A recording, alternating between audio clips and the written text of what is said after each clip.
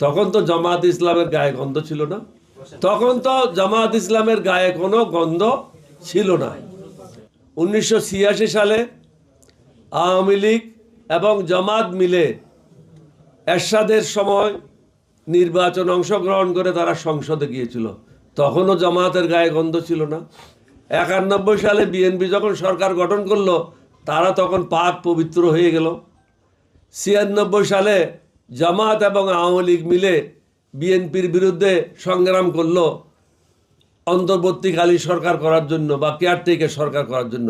তখন তো ওদের গায়ের থেকে একদম খাস সুগন্ধি বেরোচ্ছিল, তখন তো কোনো অসুবিধা ছিল না।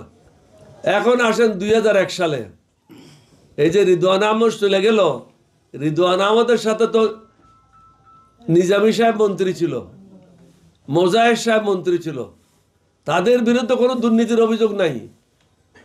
18 বছর এক নাগারে বিএনপির সাথে তারা কাজ করেছে। 2018 সালে জামায়াতে দানের শীষ নিয়ে নির্বাচন করেছে।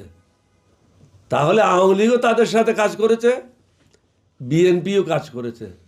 তখন যদি তাদের সুগন্ধি থাকে, আজকে দুর্গন্ধ আসলো কোত্থেকে?